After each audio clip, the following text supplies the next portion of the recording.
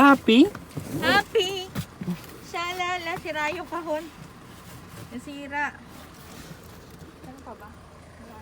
Meron pa, sabi niya. Ano pa daw? Ay, yung parol! Happy? Happy! Shalala! Hindi ko alam paano to. Parol pala to. Gusto ko happy ka. Visit ka. So, Prada. Ay, Prada ba to? Ang alam ko Prada to. Alam ko Prada to. Ay, hindi. Libro ko to. Libro pala to sa school. Nasira yung box. LV. Sira yung box. And parol. Parol.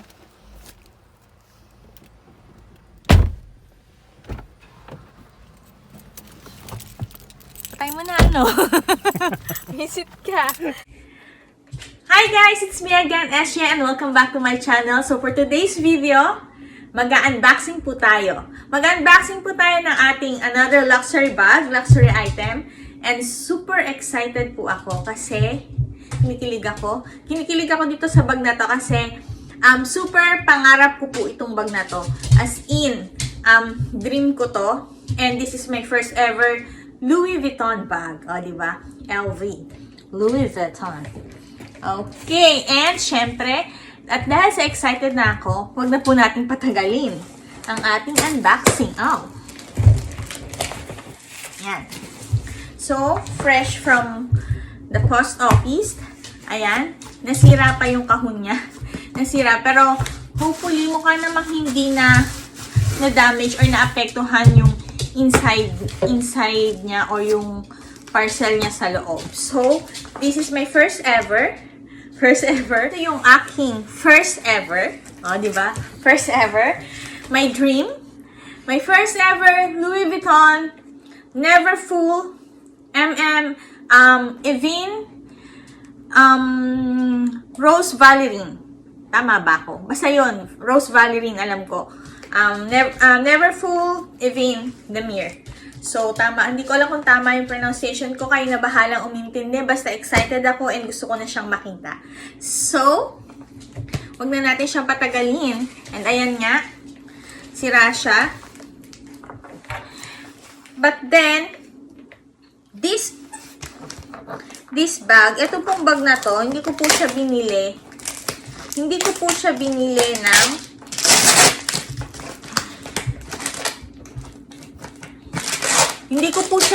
ng brand new. This is a pre-loved bag. This one is a pre-loved bag, pero in brand new condition.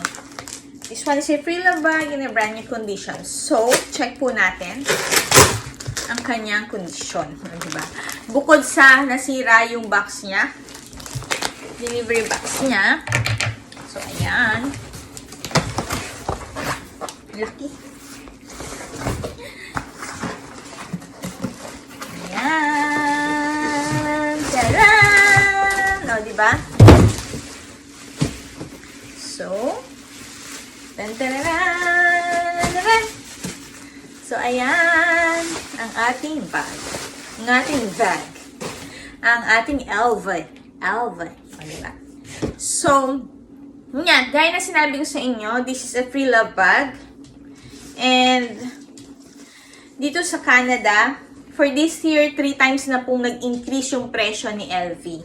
So, last month, kaka-increase lang niya ng price. So, ayan.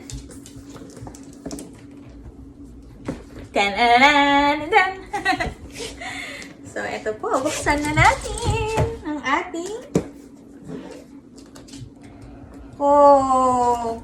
may pa-card yung pinilihan ko. So, yan. Dear Sarah, thank you for the purchase.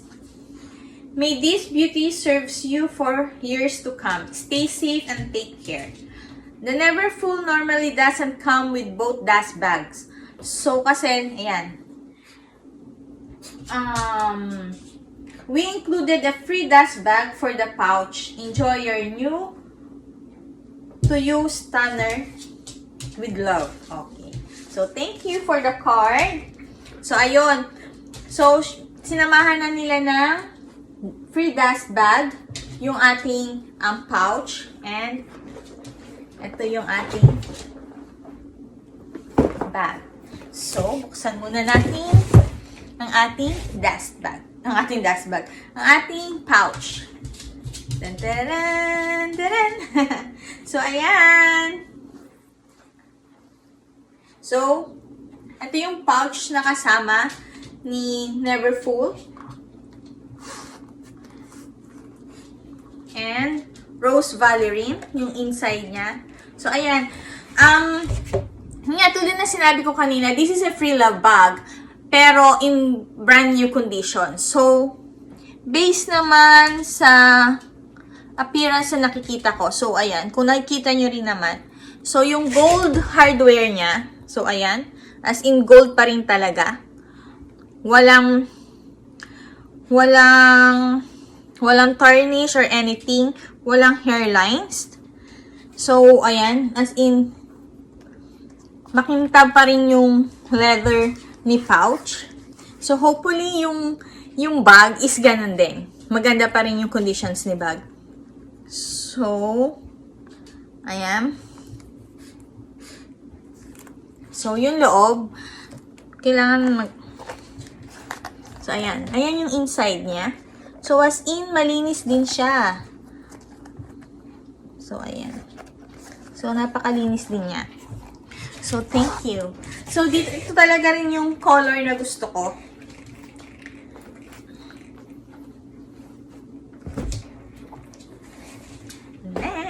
Tan, tan. Excited. Ayan! Hala, ang ganda niya. Ayan. Ayan. So,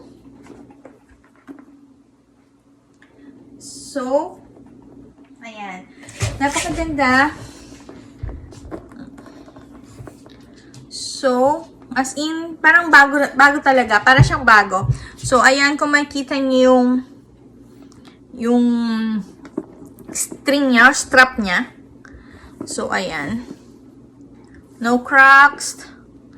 No hairlines. As in, makintab pa siya. As in, parang bago. Bago talaga.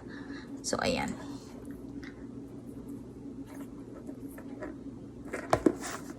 Ayan. Diba? Ang ganda. And, ganda. And, ang loob niya. So, ayan. Ayan yung loob niya. So, very spacious. So, gaya nga nung sinabi ko sa inyo last time na nag-unbox ako ng Gucci, mahilig ako sa malalaking bag. Malalaking bag talaga yung gusto ko. Kaya, ito yung dream bag ko. Pangarap ko to. Nagkaroon ako ng Neverfull sa Pilipinas from Divisoria.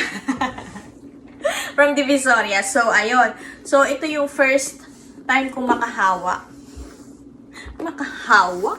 ng Louis Vuitton na authentic. So, ayan.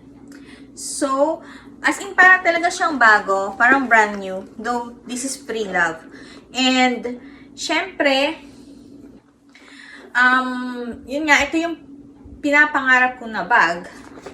Kasi, unang-una nga, mahilig ako sa malalaki. So, ayan. So, i-aura natin, i-model natin. So, ayan siya, oh. Diba? Perfect kasi yung size niya, lalo na kung aalis tayo, diba? Pupunta ng mall. Kasi ako kahit pumupunta ng mall, sa katutak yung laman ng bag ko eh.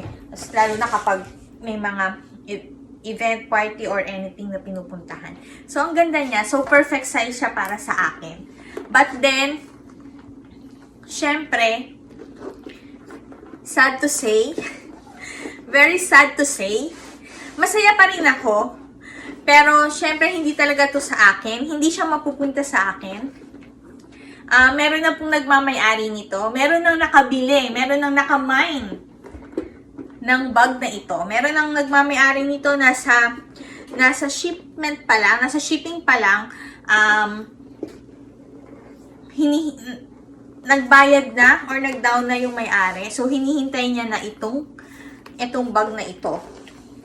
Pero, syempre, before ko siya maipa-ship, nag-request si buyer ng certification. So, ipapa-certify muna natin to. I-check natin yung authenticity niya. Kung authentic nga ba itong purse na to, itong bag na to.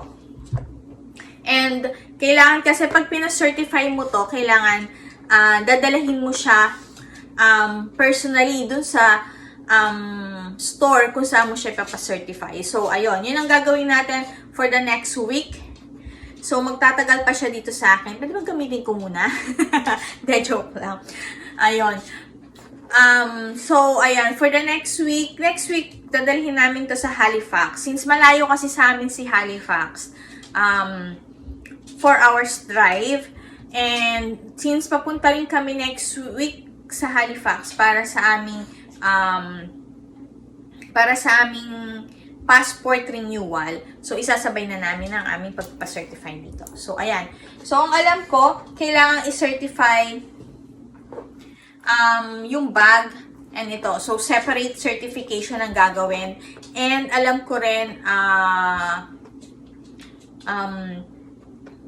sa range ng less than $50 ang pagpapacertify. So, if dalawa to, so dalawa rin yung payment na gagawin natin. For the next videos, ipapakita ko rin sa inyo yung process ng certification, if paano gagawin yung pagsacertify, and kung saan kami magpapacertify netong bag. So, kasamahan ko po dati sa Chowking ang nakabili o ang bagong magmamay-ari ng napakagandang bag na ito, ng napakagandang luxury bag na ito. O, di ba, yayamanin? Ating Fides, kilala mo na, alam mo na kung sino ang bumili nito. Napakasosyal ng anak natin. O, di ba? Di ko na siya papangalanan, pero anak po namin siya ni Fides from Chowking. Kayo na bahala maghanap at kumilala sa kanya. O, di ba? Napakasosyal niya. Ikaw na talaga ang may magandang bag. Kainis. O, di ba? So, ayan. Hopefully, nasusunod makabili rin ako neto. Magmay-ari rin ako. Hindi lang yung taga-unbox ako. Pero, tulad nga ng sinabi ko, pangarap ko siya. Pero, hindi, para sa akin, hindi pa ito yung time para bumili ako ng ganitong mga bags. Kasi, marami pang dapat akong unahin na bilhin. Marami pang dapat pagkagastusan bukod dito sa bag na to. Gustong-gusto ko siya. Yes. Pero, syempre, kailangan i-budget at i-plano natin ang pagbili ng mga luxury item. Pero, syempre, kung kaya nyo namang bumili, why not, diba? Kasi, ito yung isa sa mga pangarap ng mga babae talaga. Pangarap ng mga babae, na bag. Yan. Ito yung isa sa mga kinahuhumalingan ng mga babae. And, kahit naman talaga ako, yung madungis kong aso.